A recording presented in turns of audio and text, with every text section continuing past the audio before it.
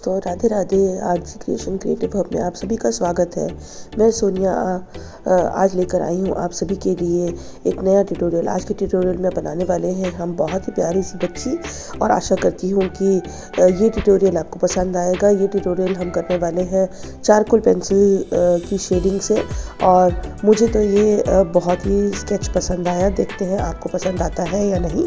तो शुरू करते हैं आज का ट्यूटोरियल। इसके लिए सबसे पहले मैंने ली है A4 साइज़ की ब्रस्ट्रो कंपनी की 200 GSM की शीट, और यहाँ पर मैं बना रही हूँ डायरेक्ट चारकोल पेंसिल से फ्री हैंड स्केच।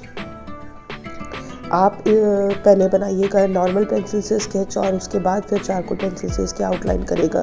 लेकिन चारकोल पेंसिल से आउटलाइन करने से पहले आप अपने स्केच को इरेज़र की हेल्प से हल्का कर लीजिएगा, क्योंकि ग्रेफाइट पेंसिल के ऊपर चारकोल पेंसिल थोड़ा सा मुश्किल से चलती है।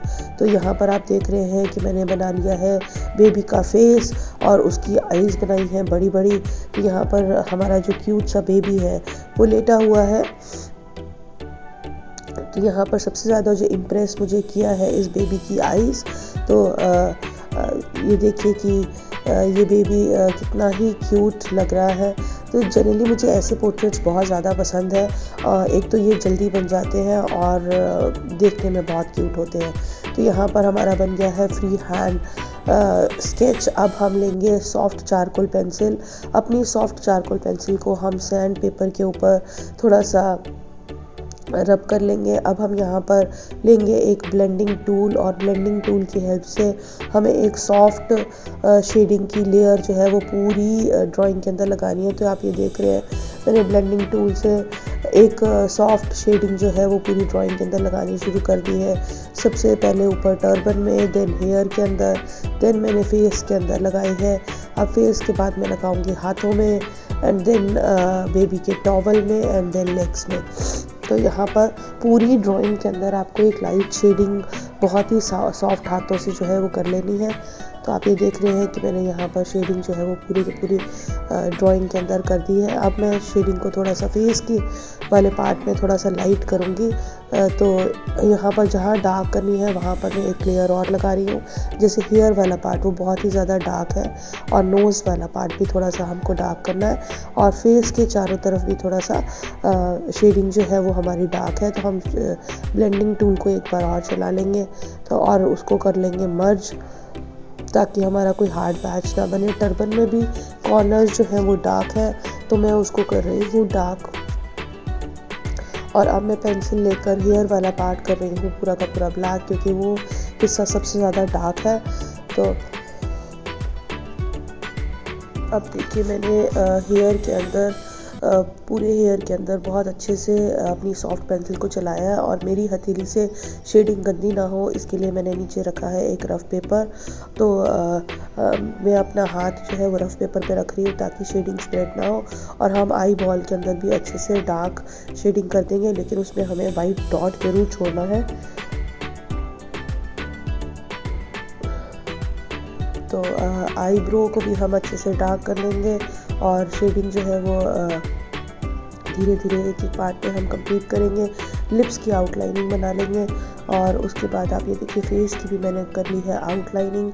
अब मैं ऊपर वाला टर्बन वाला हिस्सा भी जो है वो आउटलाइन करूँगी। हेयर जो है हमें थोड़े से बाहर निकालने हैं।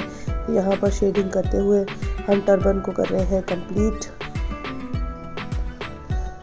तो आप देखो बेबी का फेस कितना ही क्यूट लग रहा है। तो ये जो मैंने कॉर्नर्स पे शेडिंग की है इसको हम अभी मर्ज करेंगे ब्लेंडिंग टूल से। फेस की शेडिंग जो है थोड़ा सा कर रहे हैं लाइट। इसके लिए मैंने अपना नीडेबल इरेज़र लिया है, और जहाँ जहाँ पर मुझे थोड़ा सा डार्क लग रही है मैं जस्ट सिर्फ नीडेबल इरेज़र को टच कर रही हूँ, और नीडेबल इरेज़र हमारा एक्स्ट्रा जो पाउडर है या एक्स्ट्रा जो शेडिंग है वो रिमूव कर देता है। तो यहाँ पर आप देखो टर्बन के अंदर मैंने ब्लेंडिंग टूल से अब कर दी है मर्जिंग, ऐसे ही हेयर में भी और ऐसे ही आई बॉल के अंदर भी। तो अब हम करेंगे बेबी का फेस, और फेस के अंदर भी एक बार फिर से मैंने डार्क शेडिंग जो है वो रिमूव कर दी है, और बहुत लाइट शेडिंग करनी है। तो टूल को आप रफ़ पेपर के ऊपर एक बार चला लीजिए, ताकि वो बहुत ज़्यादा डस्ट ना लगाए आपकी शीट के ऊपर। तो उसको क्लीन करने के बाद आप अपनी शीट के ऊपर ब्लेंडिंग टूल को चलाएं ताकि शेडिंग जो है वो बहुत ही सॉफ्ट आए।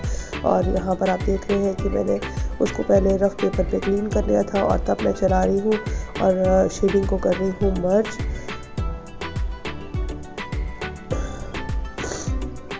अगर कोई कहीं पर डार्क हो जाए तो आप उसको ठीक कर लीजिए, या कोई हार्ड पैच बन जाए तो आप उसको नीडेबल इरेजर से उसको ठीक कर लीजिएगा।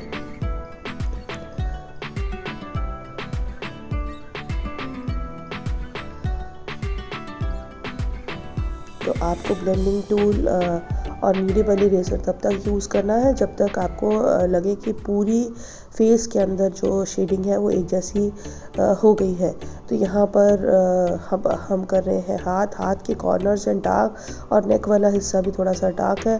तो हाथों के कॉर्नर में मैं थोड़ा सा शेडिंग जो है वो ज़्यादा से डार्क कर रही हूँ, और ऐसे ही टॉवल के अंदर भी जहाँ पर फोल्ड्स हैं वो वाला हिस्सा हमारा डार्क है। तो मैं पेंसिल लेकर वहाँ पर एक बार शेडिंग को निकाल रही हूँ, और आप देख रहे हैं कि मैंने वहाँ कितनी डार्क शेडिंग की है और उसकी आउटलाइनिंग कर ली है। तो हमारा जो अब साथ साथ हम इसकी आउटलाइनिंग करके हम बॉडी पार्ट्स भी निकालेंगे। तो यहाँ पर जो मैंने शेडिंग की थी उसको हल्के हाथ से मैंने इस ब्लेंडिंग टूल से मैंने उसको कर दिया है मर्ज, और नीचे बॉटम वाले हिस्से में भी मैंने उसको मर्ज कर दिया है।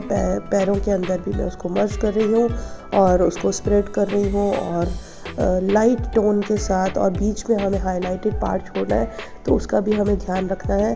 तो यहाँ पर आप देखिए मैं ऊपर भी एक बार फिर दोबारा से ब्लेंडिंग टूल से जो है ऊपर टर्बन वाला हिस्सा जो है वो मैं फिर से स्प्रेड करके इवन कर रही हूँ। अगर आपकी शेडिंग कहीं बाहर निकल आए तो आप उसको नीडेबल इरेजर से जो है वो इरेज कर लीजिए। ये मैं रिट्रैक्टेबल इरेजर लेकर थोड़ा सा हाईलाइटेड पार्ट निकाल रही हूँ हाथ के अंदर और टॉवल के अंदर, और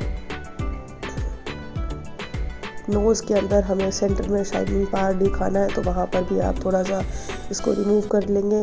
तो यहाँ पर देखिए कि मैं किस तरीके से मैंने शेडिंग जो है वो की है। अब मैं ब्लेंडिंग टूल से फिर से इसको एक बार मर्ज करूँगी। तो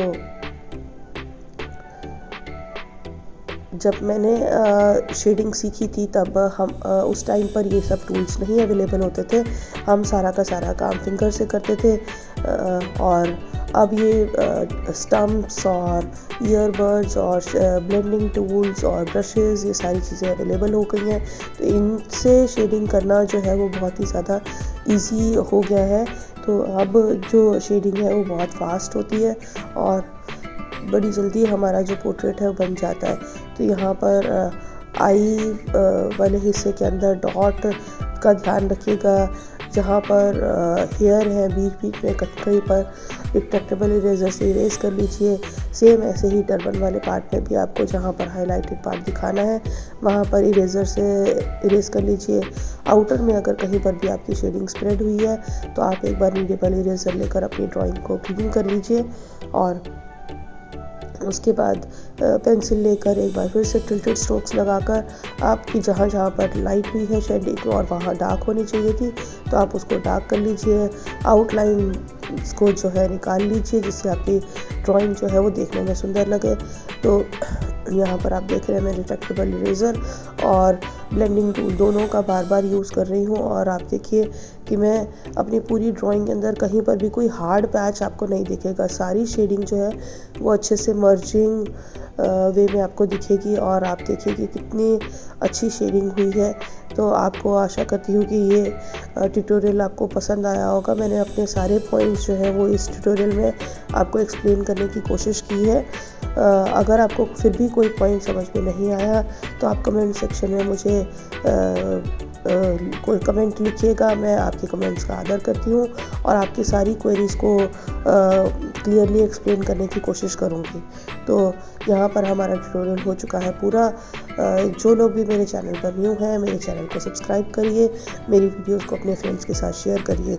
जो लोग पुराने सब्सक्राइबर्स हैं मेरे चैनल पर विजिट करने के लिए आप सभी का बहुत बहुत धन्यवाद। आप लोग भी मेरी पुरानी वीडियोस को ज़रूर देखिएगा और अपने फ्रेंड्स के साथ शेयर कीजिएगा। मेरे चैनल पर विज़िट करने के लिए, मेरी वीडियोस को देखने के लिए और समय देने के लिए बहुत बहुत धन्यवाद। Thank you and have a nice day.